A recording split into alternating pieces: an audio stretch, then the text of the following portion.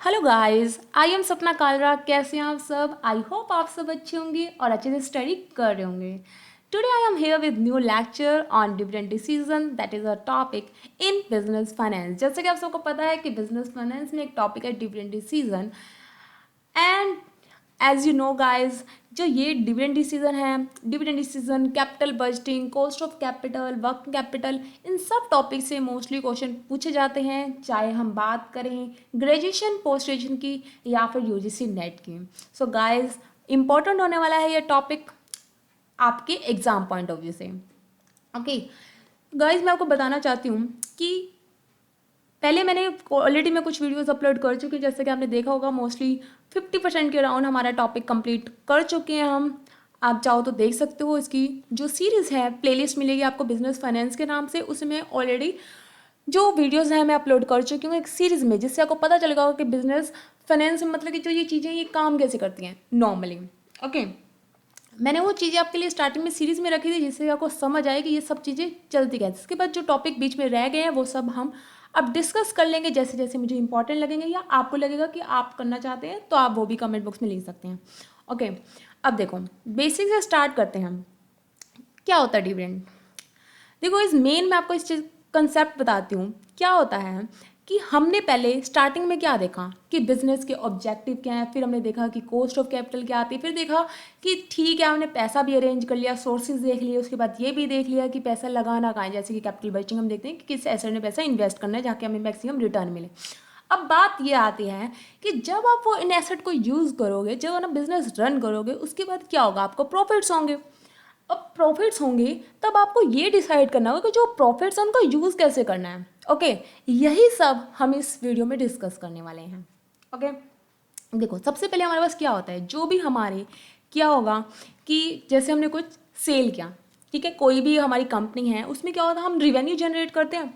Revenue में से हम सबसे पहले क्या करते हैं कि जो भी हमारी कॉस्ट है, हमारे पास सबसे पहला काम क्या होता है कि जो कॉस्ट आई है ना उनको पे करें हम। नॉर्मली भी अगर मान लो आपकी शॉप है या आपने देखा होगा कोई भी हम काम करते हैं, तो सबसे पहले क्या होता है जो हम रिवेन्यू जनरेट होता है उसमें से हम जो उनके खर्चे थे, जैसे कि जो भी कॉस्ट आई है वो सब हम पे करते हैं। उसके बाद अगर मान लो हमने वो पैसा कहीं से इंटरेस्ट वगैरह पे ले रखा है, तो हम क्या करेंगे उसका इंटरेस्ट पे करेंगे, या फिर लोन वगैरह ले रखा है तो वो सब जो एक्सटर्नल्स है ना उन सबको हम पे करके उसके बाद जो हमारा बचता है वो होता है प्रॉफिट। ठीक है, अब एक कंपनी के लिए जैसे कि मैंने आपको बताया था लिवरेज वगैरह में भी कि क्या होता है हमारे पास जो प्रॉफिट बचा वो बचा किसके लिए, शेयर होल्डर्स के लिए, ओनर के लिए। अब वो डिपेंड करता है कि जो प्रॉफिट हमारे पास एंड में रह गया सारे खर्चे पे करके, अब हमारे पास दो सोर्सेज होंगे उस प्रॉफिट के लिए। नंबर वन तो क्या, या तो मैं डिविडेंड दे दूँ, मतलब कि शेयर होल्डर्स में डिस्ट्रीब्यूट कर दूँ, या फिर मैं वो पैसा रख लूँ। नॉर्मल लैंग्वेज में बताती हूँ मैं आपको। देखो अब आपकी क्या है, सपोज करो आपको कोई शोरूम वगैरह है या कोई भी फैक्ट्री वगैरह है, अब आप क्या करोगे, जो आपके पास रिवेन्यू जनरेट हुआ उसमें से सारे खर्चे पे करोगे, उसके बाद जो पैसा बचेगा आपके पास दो सोर्सेज हैं। क्या, या तो जो प्रॉफिट है ना, या तो आप उन्हें क्या कर लो भाई, खर्चे करो अपने, उड़ाओ, आराम से ऐश करो। ठीक है, या फिर क्या सोचो, आप उसे सोचो कि भाई पैसा रख लेते हैं, रिटेनर नहीं रखते हैं। क्यों? क्योंकि आगे काम आएगी बिजनेस को एक्सपैंड करने के लिए, कुछ न्यू लेकर आना है बिजनेस में, या बिजनेस आगे बढ़ाना चाहते हो, तो आप सोचते हो कि नहीं कुछ पैसा हम अपने पास क्या करना चाहिए, रिटेन रखना चाहिए। ठीक है, दो ही सोर्सेज आपके पास, ऐसे ही कंपनी में होता है। अब उनके पास क्या है, अब यहाँ पे तो ओनर आप थे तभी आपको मिल गया भाई उड़ाने के लिए। अब यहाँ पे क्या होगा कि आपको डिविडेंड दे सकते हो शेयरहोल्डर को, या फिर रिटेन अर्निंग रख सकते हो। मतलब कि क्या कि बिजनेस में ही पैसा रखना फॉर फर्दर यूज। ओके, अब बात आती है कि डिविडेंड है क्या। अब वैसे तो आपको समझ आ गया क्योंकि डिविडेंड क्या है, पार्ट है किसका, प्रॉफिट का। यही मैंने आपको बताया कि ये क्या है, डिविडेंड क्या है, part of the profits of A company, company के प्रॉफिट का ही पार्ट है जो कि क्या किया जा रहा है, डिस्ट्रीब्यूट किया जा रहा है बाय द कंपनी। कौन कर रहा है डिस्ट्रीब्यूट, कंपनी कर रही है। किस में कर रही है, अमंग इट्स शेयरहोल्डर। अब जो पैसा था अगर हम बिजनेस के ओनर हैं तो हम यूज़ कर रहे हैं, अब कंपनी की बात चल रही है तो कंपनी क्या करेगी, अपना जो पैसा है जो उनका प्रॉफिट हुआ है उसको कुछ पार्ट क्या करेगी, शेयरहोल्डर्स में डिस्ट्रीब्यूट करेगी एज अ डिविडेंड। ठीक है, तो it is the reward of the shareholders. ये क्या एक रिवॉर्ड है शेयरहोल्डर्स के लिए for investment made by them in shares of the company, क्योंकि उन्होंने कंपनी में क्या कर रखा है, इन्वेस्ट कर रखा है। अब एक बात बताओ गाइज, अगर आपने पैसा इन्वेस्ट कर रखा है तभी तो आपको डिविडेंड दे रही है, कोई फ्री में आपको थोड़ा कोई डिविडेंड दे रहा है। तो एक तरीके का ये क्या है, एक रिवॉर्ड है जो आपको दिया जा रहा है। The investor are interested in earning maximum return. अब देखो अब हमने कहीं पैसा इन्वेस्ट किया, आप खुद सोचो, अगर आपने किसी के शेयर परचेज करेगा कंपनी के, आप क्या चाहोगे कि हमें मैक्सिमम रिटर्न मिले on their investment and to maximise your wealth. आप यही चाहोगे ना कि हमें मैक्सिमम रिटर्न मिले। ओके, अब आपके माइंड में ये तो क्लैरिटी होगी कि डिविडेंड होता क्या और कैसे ये सब चलता है, ठीक है। अब देखो, अब इसी से बना क्या, डिविडेंड पॉलिसी। अब मैंने ये तो बता दिया कि आपको डिविडेंड है। अब डिविडेंड क्या, आपने जो खर्चे करने होते हैं, क्या आप ऐसे ही सब कुछ, ये है कि प्रॉफिट मिला खर्च कर लो, कुछ सोच के करते होगे ना वो सब चीज़ें, तो उसी को हम क्या बोलते हैं यहाँ, dividend policy. It refers to that policy the management formulate in regard to earning distribution as dividend among shareholder, मतलब कि हमें कैसा डिस्ट्रीब्यूट करना है। अब आप बहुत सारी चीज़ें कंसीडर करोगे, उसके बाद सोचोगे कि जो पैसा प्रॉफिट मैंने अर्न किया है वो मुझे खर्च करना है या फिर बचा के रखना है, ठीक है। ऐसा ही कंपनी में होता है कि जो मैनेजमेंट है ना, वो फॉर्मुलेट करेगी in regard to earning of its distribution as dividend among share holder, कि उन्हें क्या पॉलिसी अडॉप्ट करनी है, कैसे ये सब करना है। वो डिटरमाइन करेगी division of earning between payment to share holders and retain earning, कि भाई कितना पैसा हमें शेयर होल्डर को देना है और कितना रिटेन अर्निंग के तौर पर रखना है। ओके, अब देखो, अब हम ये पढ़ते हैं सिग्निफिकेंस क्या है डिविडेंड पॉलिसी की। अब देखो, डिविडेंड पॉलिसी पढ़ते हैं, उसकी कुछ ना कुछ इंपॉर्टेंस होगी, वेला तो हम पढ़ेंगे नहीं। तो क्या है इसके, आप खुद सोचो। ये क्या करता है, एक बैलेंस बनाता है between the growth of the company and the distribution of to the share holder. अब देखो, मुझे पता है कि मुझे बिजनेस में ग्रो करना है, तो मुझे आगे फर्दर पैसे की नीड पड़ेगी, तो पैसा कहाँ से मिलेगा, रिटेन अर्निंग से मिलेगा, ठीक है। और दूसरी तरफ मैं देखूँ तो शेयर होल्डर कैसे सेटिस्फाई होंगे, जब उनको क्या मिलेगा, डिविडेंड मिलेगा। तो ऐसा तो है नहीं कि मैं सिर्फ रिटेन अर्निंग रख लूँ या फिर सारा शेयर होल्डर को दे दूँ, नहीं, मुझे इन दोनों के बीच का, मतलब कि दोनों में क्या बनाना पड़ेगा, बैलेंस बनाना पड़ेगा। अब आप ये तो नहीं है ना कि बिजनेस में अब आपका प्रॉफिट अर्न कर रहे हो आप, तो ऐसा तो नहीं है ना कि आप तो कुछ खर्च ही ना करो, सारा पैसा रिटेन कर दो, भाई आपको भी तो कुछ चाहिए ना। तो उन दोनों के बीच में क्या करना होता है, आपको बैलेंस बना के चलना होता है। ऐसे ही कंपनी में है, तो आपको क्या करना पड़ेगा, आपको जो डिविडेंड पॉलिसी होती है ना, ये हेल्पफुल होती है। क्यों, क्योंकि इससे क्या करते हैं हम, बैलेंस बनाते हैं between the growth of the company and the distribution to the share holders. Okay, अब देखो, जो मार्केट प्राइस है ना, gets affected if its dividend paid are less. अगर मान लो, खुद सोचो, अगर किसी कोई शेयर होल्डर है, अब मैंने कोई किसी कंपनी के शेयर परचेज कर रखे हैं, आप आराम से सुनते, मेरे को यार डिविडेंड नहीं मिलता, तो आपको क्या होगे, भाई डिविडेंड नहीं मिल रहा, तो इट मीन्स कंपनी लॉस में जा रही होगी, ठीक है। तो आपके माइंड में एक मेंटालिटी बन जाएगी, ठीक है। तो फिर इससे क्या होता है कि कंपनी के जो प्राइसेस है ना शेयर के, वो क्या हो जाते हैं, लो हो जाते हैं। आप उस कंपनी के शेयर का कोई परचेज करना चाहेगा जहाँ आपको डिविडेंड नहीं मिलेगा, ऑब्वियसली नहीं परचेज करना चाहेगा। ओके, तो इससे क्या होता है, जो मार्केट प्राइस है ना, वो अफेक्ट होते हैं। ओके, नेक्स्ट, अब मैंने कहा रिटेन अर्निंग की बात भी कर लेते हैं। रिटेन अर्निंग हेल्प करती है फर्म को कंसंट्रेट करने पे ग्रोथ, एक्सपेंशन एंड मॉडर्नाइजेशन। जैसे मैंने आपको बताया कि अगर आपको कंपनी में ग्रोथ करनी है, एक्सपेंड करना है, मॉडर्नाइजेशन करना है, तो उसके लिए क्या चाहिए, पैसा चाहिए। पैसा कहाँ से मिलेगा, भाई पैसा कुछ मैंने बचाया होगा, रिटेन अर्निंग करी होगी तभी तो मिलेगा। तो इसलिए मुझे सोचना तो पड़ेगा ना भाई, कितना पैसा मुझे रखना है और कितना नहीं। ओके, सो अब देखो, अब ये दोनों चीज़ें इंपॉर्टेंट है मेरे लिए, इतना तो आपको भी समझ आ गया होगा। नॉर्मल लाइफ में भी आप देखते हो कि जितना आप अर्न करते हो, क्या सारा खर्च कर लेते हो, नहीं, उसमें से कुछ चाहते हो कि बचाना भी चाहते हो, क्यों, क्योंकि आगे फ्यूचर के लिए आपको चाहिए, एंड कुछ पैसे खर्च भी करना चाहते हो।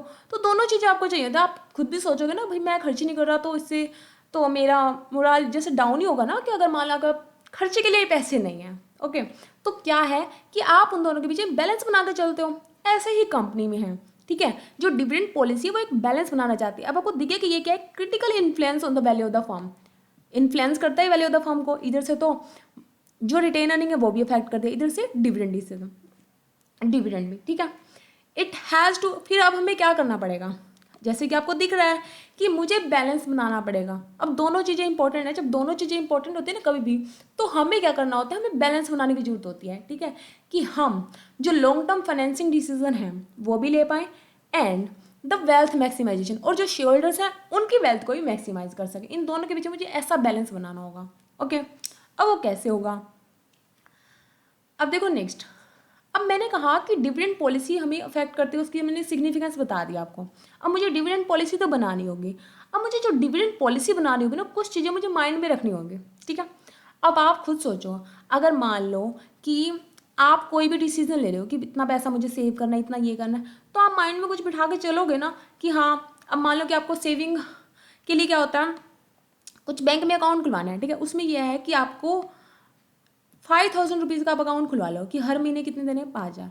अब आपको पता है कभी अगर 5,000 रुपये आप कमाते भी नहीं हो, ठीक है, कभी कमा लेते हो कभी नहीं कमाते, तो क्या आप अकाउंट खुलवा सकते हो? नहीं। आप सोचो कि भाई मेरे पास हर बार थोड़ी होते हैं, मैं तो नहीं खुलवा सकता 5000 का, ठीक है, तो नहीं खुलवाओगे। क्यों? आपने ये सब कंसीडर किया कि आप क्या कर सकते हो और क्या नहीं कर सकते। ओके, तो इससे बहुत सारे फैक्टर होते हैं जो अफेक्ट करते हैं। अब वही हम बात करेंगे कि क्या डिटर्मिनेंट्स हैं, जब डिविडेंड पॉलिसी बनाएंगे तो हम क्या कंसीडर करके चलेंगे चीज़ें, ठीक है। Number 1 is legal restriction. ऐसा नहीं है कि हम कितना ही पैसा कमाएं, कितना ही हम डिविडेंड दे दें, इसके लिए कुछ क्या होती है, लीगल रिस्ट्रिक्शन होती हैं जो हमें फॉलो करनी होती हैं। ओके, जैसे कि हमें क्या होता है, जो डिविडेंड देने होते हैं ना, हमें नॉर्मली हमें करंट और पास्ट ईयर प्रॉफिट में से देने होते हैं। ऐसा नहीं है कि मैं शेयरहोल्डर को खुश करने के लिए अपने कैपिटल में से दे दूं। नो, ऐसा नहीं कर सकते। तो हमें ठीक है डिविडेंड दे सकते हैं हमें, लेकिन क्या देना पड़ेगा हमें, जो हमारे अब के प्रॉफिट है, मतलब जो प्रेजेंट के हैं या फिर पास्ट के हैं, उस प्रॉफिट में से मैं दे सकती हूँ। कभी मैं कैपिटल में से डिविडेंड नहीं दूंगी। क्यों? क्योंकि अगर मान लो मैं कैपिटल में से देती हूँ प्रॉफिट, सोच के देखो कि जो क्रेडिटर हैं जिन्होंने मेरी उस कैपिटल को देख के मुझे पैसे उधार दिए होंगे, उनकी क्या होगी, उन तो ये होगा ना भाई अब तो कैपिटल भी कम कर दी इन्होंने, तो उनकी क्या है, उनकी सिक्योरिटी लूज होती है। इसीलिए क्या होता है कि हम सिर्फ प्रॉफिट में से ही दे सकते हैं। ओके, तो कुछ लीगल रिस्ट्रिक्शन है, मतलब कि हमें वो फॉलो करके चलनी होगी। Number 2 is trend of earning, कि हमारा ट्रेंड ऑफ अर्निंग क्या है, कि हम कितना अर्न कर रहे हैं। Okay, next is desire and type off shoulder. हम देखेंगे ना कि सामने वाला कैसा है पर्सन, जो डिजायर है, टाइप ऑफ शोल्डर्स क्या है, किस टाइप की पर्सन है। जैसे देखो सिंपली, अगर मान लो मैं बात करूँ, कोई वेल्दी पर्सन है, ठीक है, जिसका वो क्या चाहता है कि मुझे कैपिटल गेन हो, बहुत पैसा है उसके पास, वो सिर्फ इन्वेस्ट कर रहा है इसीलिए कि उसको कैपिटल गेन हो, ठीक है। तो अगर मान लो कि हम उसे एनुअली डिविडेंड नहीं देंगे, कि उसे इफेक्ट पड़ रहा है, इफेक्ट पड़ रहा है, नहीं, वो कहेगा कोई बात नहीं भाई, पैसा बचा के रखो, बिजनेस में और ज़्यादा रिटेन रखो और वही पैसा बिजनेस में लगाओ जिससे कि उनकी वेल्थ बढ़ जाए, ठीक है। ये wealth maximisation and profit maximisation मैंने को बताया था कि ये कैसे काम करता है। तो वो क्या जाएंगे कि भाई कैपिटल प्रॉफिट चाहिए हमें, तो वो उस पर फोकस करेंगे। लेकिन अगर मान लो मैं सेकंड टाइम पे अगर मैं बात करती हूँ कि कोई रिटायर्ड पर्सन है, कोई विडो है, वो क्या करते हैं, वो शेयर्स में पैसा इसलिए इन्वेस्ट करते हैं कि उन्हें normally day to day expenses को पे करने के लिए उनका एक इनकम का एक टाइप से सोर्स हो जाएगा, लिविंग एक्सपेंसेस को पे करने के लिए, ठीक है। तो वो क्या एक्सपेक्ट करेंगे कि हाँ भाई, अब मान लो कि 1 लाख रुपए के शेयर है, ठीक है, तो उन्हें लगता है कि भाई 10,000 रुपये तो मिल ही जाएगा हमें डिविडेंड। तो उन्हें यह है कि भाई 10,000 रुपये आएंगे तो जो हमारे जो डेली के एक्सपेंसेस हैं वो पे कर पाएंगे। ओके, अब अगर मान लो आप इन शेयरहोल्डर्स को, जो रिटायर्ड पर्सन है, इन्हें आपको भाई अभी नहीं मिलता डिविडेंड, 5 साल बाद ना आपको और ज़्यादा मिलेगा इससे, ठीक है, आपकी जो वैल्यू है वो बढ़ जाएगी। वो बंदे क्या कहेंगे, भाई हमें पैसा अब चाहिए, अगर अब नहीं मिलेगा तो 5 साल बाद हमें क्या फ़ायदा, ठीक है। वो तो अभी अपने डेली एक्सपेंसेस को पे करने के लिए उनका मेन मकसद क्या है, वो है, तो क्या वो उससे सेटिस्फाई होंगे? नहीं होंगे। तो हमें देखना होगा कि टाइप ऑफ शेयरहोल्डर्स क्या है, ठीक है। वेल्थी पर्सन को तो क्या है, उनके लिए क्या बेनिफिशियल है कि हम रिटेनिंग में रखें और उनकी जो वेल्थ मैक्सिमाइज करें, ठीक है। लेकिन जो विडोज हैं या फिर जो रिटायर्ड पर्सन है, वो क्या चाहते हैं कि उन्हें रेगुलर डिविडेंड मिले। ओके, सो डिपेंड करता है ये भी, तो हमें ऐसा डिविडेंड पॉलिसी बनानी होगी, इन दोनों को ध्यान में रखते हैं। हमें देखना होगा कि डिज़ायर क्या है शोल्डर्स की, उस पर भी डिपेंड करेगा। फिर हम देखेंगे कि नेचर ऑफ इंडस्ट्री क्या है। अगर मान लो नेचर ऑफ इंडस्ट्री में हम क्या देख, अगर जो हमारी इंडस्ट्री है, अब वहाँ पे क्या मान लो हमारी रेगुलर डिमांड है, जैसे कि हम लिख करके बात करें, तो कुछ भी हो रहा हो भाई, उनकी तो डिमांड रहेगी, तो उनके प्रॉफिट क्या होंगे, नॉर्मल स्टेबल होंगे, तो वो क्या है, वो रेगुलर डिविडेंड पे कर सकते हैं, ठीक है। लेकिन अगर मान लो हमारी कोई कंपनी ऐसी जहाँ पे क्या लग्जरी गुड्स वगैरह की है, तो हमें थोड़ी कंजर्वेटिव पॉलिसी अडॉप्ट करनी होगी। ओके, तो डिपेंड करता है ना हमारी इंडस्ट्री कैसे, क्योंकि उसकी थोड़ी प्रॉफिट होगा और उसी में से हम क्या करेंगे, dividend distribute. Age of the company, age of the company depend करती है। अब देखो नॉर्मली एक बात था, अगर आप बिजनेस जब स्टार्ट करते हो, स्टार्टिंग में आप क्या सोचते हो कि बिजनेस पे पैसा और लगाना होगा, तो आप क्या करोगे, आप ये भी सोचते हो कि आपका, अगर नॉर्मल जॉब में भी आप जाते हो तो आप क्या सोचते हो कि आपके पास एक बैलेंस होना चाहिए, आपका बैंक बैलेंस होना चाहिए। आप क्या करते हो, ज़्यादा से ज़्यादा ना पैसा बचाने की कोशिश करोगे। क्यों? क्योंकि आपके पास एक चाहते हो कि अगर बैंक बैलेंस हो, कि अगर मुझे आगे कुछ खर्च करना पड़े तो मैं कर सकूं। स्टार्टिंग में आप ये सोचेंगे, मतलब कि स्टार्टिंग में कंपनी जो है रिटेन अर्निंग की सोचती है, क्योंकि फर्दर उन्हें जो पैसे की नीड हो उसके लिए। लेकिन अगर मान लो एक कंपनी को कुछ टाइम हो चुका है, उसके पास बढ़िया सा बैंक बैलेंस है, उनके पास है अमाउंट, तो वो उतना नहीं सोचेंगे, वो डिविडेंड डिस्ट्रीब्यूट कर सकती हैं, ठीक है। तो एज पे भी डिपेंड करता है कि कंपनी की एज क्या है। फ्यूचर फाइनेंशियल रिक्वायरमेंट, अब आप देखोगे, अगर मान लो आपने कभी देखा होगा कि अगर मान लो आपको कुछ पैसे की नीड है फ्यूचर में, तो आप क्या करते हो, भाई पैसा बचा बचा के रखते हो, कि क्यों, क्योंकि मुझे ना इस इतने टाइम बाद ना मुझे उसके लिए चाहिए ये पैसे, ठीक है। लेकिन अगर मान लो आपके ऐसे कोई फ्यूचर फाइनेंशियल रिक्वायरमेंट नहीं है, तो आप वो नहीं सोचोगे। नॉर्मली एक बात बताऊँ, अगर मान लो कि आपको पॉकेट मनी मिलती है, अब ये मत कहना भाई हम पॉकेट मनी नहीं लेते, अगर मान लो कि आपको पॉकेट मनी मिलती है डेली की 100 रुपीज़। ओके, अगर आपको ये कहें कि आप ना मंथ की ना 5,000 रुपीज़ लेना, आपकी मोम बोले, ठीक है, तो आप क्या कहोगे? मान जाओगे, कन्विंस हो जाओगे। क्यों? क्योंकि आपको पता है कि वहाँ पे आपको क्या मिल रहा है, एक्स्ट्रा मिल रहे हैं, एक्स्ट्रा मिल रहे हैं, तभी आप क्या हो जाओगे, कन्विंस हो जाओगे। अगर मान लो आपको यहाँ पे कहें कि 3,000, फिर आप थोड़ी वेट करोगे। मतलब कि अगर हमारी फ्यूचर फाइनेंशियल रिक्वायरमेंट है, वो भी किसके लिए, अगर हमारे पास अपॉर्चुनिटीज़ हैं कि हम इन्वेस्ट करके बढ़िया अर्न कर सकते हैं, तो जो शेयर होल्डर्स है ना वो एग्री हो जाएंगे कि हाँ, कि आप जो पैसा है कि अभी आप इन्वेस्ट कर लो, मतलब कि रिटेन अर्निंग रख लो, जिससे कि आगे उनके फ्यूचर के प्रॉफिट क्या हो जाए, बढ़ जाएंगे। ठीक है, अगर मान लो हमारे पास कोई अपॉर्चुनिटी नहीं है, हमें कोई फाइनेंशियल रिक्वायरमेंट नहीं है, फिर अगर हम पैसा रखेंगे तो शेयर होल्डर्स क्या हो जाएंगे, शेयर होल्डर्स नहीं कन्विंस होंगे उसके लिए, वो क्या सोचेंगे कि भाई उन्हें डिविडेंड मिलना चाहिए। Okay, next, requirement of institution investor. Requirement क्या है? अगर मान लो वही बात है कि अगर हमें पैसा जो इन्वेस्ट करते हैं, इंस्टीट्यूशनल इन्वेस्टर कौन से होते हैं, जैसे कि बैंक वगैरह हो गए, इंश्योरेंस कंपनीज होगी, वो नॉर्मली क्या चाहती हैं कि उन्हें रेगुलर डिविडेंड दिया जाए।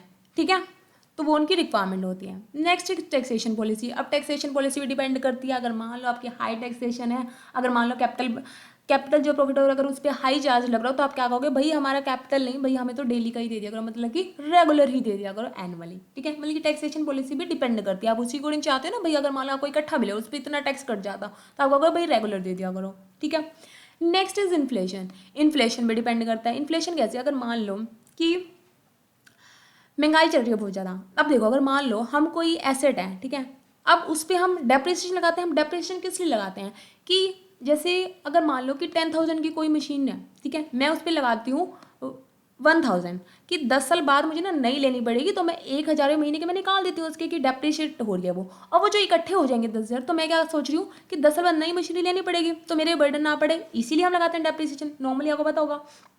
अब देखो कि 10 साल बाद अगर इन्फ्लेशन बढ़ रहा है, तो क्या वो 10,000 की आएगी मशीनरी? नहीं, अगर उसी लेवल की मुझे मशीनरी चाहिए तो वो क्या होगी तो हमें क्या होगा, उससे ज़्यादा पैसा चाहिए होगा। अगर हमें उसके लिए ज़्यादा अमाउंट चाहिए तो हम क्या करेंगे, हमें उसके लिए पैसा अभी इन्वेस्ट करना होगा, मतलब कि रिटेन अर्निंग की नीड होगी। ओके, सो डिपेंड करते हैं ना, अगर मान लो इन्फ्लेशन बढ़ रहा है, मुझे कोई मशीनरी वगैरह मुझे लेनी है, तो उसके लिए मुझे क्या करना होगा, रिटेन अर्निंग की नीड होगी।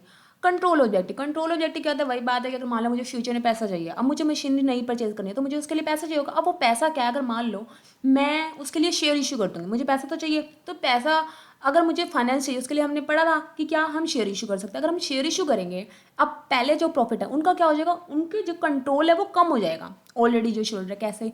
अब पहले मान लो 1,000 शेयर होल्डर से, ठीक है, अब मान लो कि 500 में शेयर और इशू कर दो, तो ये सोचना अब कोई भी डिसीजन लेना है तो इन 1,000 की नहीं, 1,500 की चलेगी। ठीक है, अब जो प्रॉफिट होगा वो भी 1,500 में, मतलब कि कहीं ना कहीं क्या है, इनका जो कंट्रोल है वो डाइल्यूट हो जाएगा। ओके, सो हमें वो भी देख के चलना है कि आप डिलीट करना चाहते हो या नहीं करना चाहते। Government economic policy. जो गवर्नमेंट की इकोनॉमिक पॉलिसी है हमें उसे भी ध्यान में रखना होता है। जैसे कि अगर हम बात करें इन 1974 एंड 5, कंपनी अलाउड टू पे dividend not more than 33% of their profit, मतलब कि उससे ज़्यादा नहीं कर सकते। या फिर अगर हम बात करें 12% ऑफ पेड अप वैल्यू, मतलब कि जो भी इकोनॉमिक पॉलिसीज होती है ना, जो भी रूल होते हैं वो हमें फॉलो करके चलने होते हैं। Stability of dividend. Stability of dividend क्या होता है कि हमें देखना होता है कि हम स्टेबली, मतलब कि डिविडेंड रेगुलर पे कर पाएंगे या नहीं कर पाएंगे, कितना हमें देना है वो भी हमें ध्यान में रखना होगा कि हमें कांस्टेंट पे आउट रेशियो देनी है या कैसे। ये अभी ना मैं आपको इसके टाइप्स बताऊंगी, उसमें आपको समझ आ जाएगा कि कैसे फॉलो करना है। Okay, liquid resources. Liquid resources matter करते हैं। अब जैसे मैंने आपको कैश फ्लो स्टेटमेंट में एक पॉइंट बताया था क्या, कि अगर हम जब कैश फ्लो स्टेटमेंट में हम देखते हैं कि कैश बैलेंस होगा तभी तो हम क्या कर पाएंगे, डिविडेंड डिक्लेयर कर पाएंगे। अगर हमारे पास लिक्विड रिसोर्सेज नहीं है तो क्या हम कैश डिविडेंड दे सकते हैं? नो। तो फिर हम हमारे ऑप्शन होता है कि हम बोनस शेयर वगैरह इशू कर दें, बोनस शेयर दे दें उन्हें। ठीक है, ऐसा कर सकते हैं। तो लिक्विड रिसोर्सेज भी मैटर करते हैं। तो ये सारे फैक्टर्स हैं जो हमें अफेक्ट करते हैं जब हम डिविडेंड पॉलिसी बनाते हैं। नेक्स्ट आज हम बात करने वाले हैं टाइप्स ऑफ डिविडेंड पॉलिसी, कि इसकी भी टाइप्स हैं। Number 1 is regular dividend policy. Regular dividend policy में क्या होता है कि रेगुलर डिविडेंड पॉलिसी फॉलो किया जाएगा। ठीक है, मतलब कि रेगुलर डिविडेंड पे किया जाएगा। स्टेबल डिविडेंड पॉलिसी में क्या होता है कि आपको स्टेबली पे किया जाएगा। अब इसके फर्दर 3 पॉइंट्स हैं। Number 1 is constant dividend per share, मतलब कि मैंने कह दिया कि कॉन्स्टेंट है, भाई इतने रुपये मिलेगा पर शेयर। जैसे कि मान लो 100 रुपीज़ का शेयर है तो मैंने कहा कि 10 रुपीज़ पर शेयर मिलेगा, तो ये कॉन्स्टेंट हो गया। ओके, नेक्स्ट है कांस्टेंट पे आउट रेशियो। इसमें क्या होता है कि जितना मैंने अर्न किया, कांस्टेंट पे आउट रेशो, मतलब कि जितना मैंने अर्न किया, सपोज मैंने 100 रुपीज़ मेरे जो प्रॉफिट हुआ है ना, तो मुझे क्या करना है 10% देना है डिविडेंड, ठीक है। मतलब कि जितना मैंने अर्न किया है उसका मैंने कुछ परसेंटेज डिफाइन कर दिया, एवरी ईयर मुझे उतना देना है। ओके, स्टेबल रूपी डिविडेंड प्लस एक्स्ट्रा डिविडेंड, इसमें क्या होता है कि स्टेबल रूपी, जैसे मैंने आपको कहा कि चाहे कुछ भी हो मैं आपको ना 2 रुपीज़ तो दूंगी, ठीक है, मतलब कि स्टेबल, अब ये मत कहना सिर्फ 2 रुपये।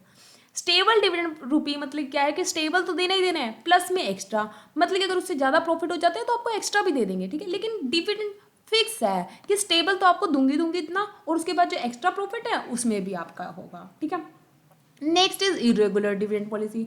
इरेगुलर डिविडेंड पॉलिसी में क्या होता है कि नॉर्मली कोई भी रेगुलरिटी नहीं है, जब आपको पता होता है ना कि हम रेगुलर पे नहीं कर पाएंगे, जैसे कि हमें लगता है कि अनसर्टेनिटी ऑफ अर्निंग है, या फिर हमें लगता है कि अब देखो नॉर्मली जैसे मैंने आपको कहा कि अगर आपको कुछ फिक्स नहीं है तो आप कुछ रेगुलर करोगे नहीं, तो आप क्या करोगे इरेगुलर करोगे, ठीक है। जैसे कि अगर मान लो अगर लिक्विड रिसोर्सेज नहीं है या आपको फियर है कि एडवर्स इफेक्ट ना पड़ जाए किसी चीज़ का, तो आप वहाँ पे क्या करते हो इरेगुलर डिविडेंड पॉलिसी अडॉप्ट करते हो। नेक्स्ट इज नो डिविडेंड, जब आपको लगता है स्पेशली कि मुझे क्या करना है, हमें आगे ग्रोथ के लिए बहुत ज़्यादा अमाउंट की नीड है, तो आप क्या करोगे सारा का सारा पैसा रिटेन अर्निंग के लिए रखोगे। क्यों? क्योंकि अगर अपॉर्चुनिटी है कहीं इन्वेस्ट करने की, तो आप क्या करोगे भाई हम तो वहाँ इन्वेस्ट करेंगे, तो कोई डिविडेंड नहीं मिलेगा, that is no dividend policy. Okay, मैंने आपको बताया कि रेगुलर डिविडेंड पॉलिसी क्या होती है, स्टेबल में क्या होता है, हम स्टेबल रहते हैं, उसमें भी 3 पार्ट्स हैं, इसमें से अच्छा क्वेश्चन बन सकता है, तो इसलिए ध्यान रखना गाइस।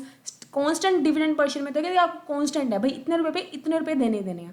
कांस्टेंट पे आउट में यह है कि जितना आपने अर्न किया उसको कुछ परसेंटेज, और स्टेबल रूपी डिविडेंड प्लस एक्स्ट्रा में क्या होता है कि भाई रूपी कुछ तो फिक्स है स्टेबल है, उसके साथ ही प्लस में एक्स्ट्रा अगर कुछ डिविडेंड होगा तो वही भी गया, इरेगुलर में कुछ भी रेगुलर नहीं है। और नो डिविडेंड में सिंपल सी बात है, कुछ नहीं बिका जाएगा, चुप करके बैठो, कुछ नहीं मिलेगा आपको।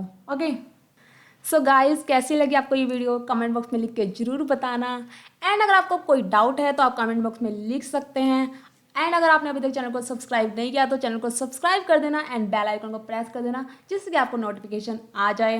एंड आगे भी हम फर्दर, मैंने जैसे कि आपको बोला था कि बिजनेस फाइनेंस के जो मोस्टली इंपॉर्टेंट टॉपिक है हम वो सब कवर करने की कोशिश करेंगे, और ऑलरेडी हम बहुत सारे टॉपिक कवर कर भी चुके हैं एंड आगे भी ऐसे ही कवर करते रहेंगे। Thank you so much guys, keep learning keep smiling, मिलते हैं नेक्स्ट वीडियो में, टेक केयर।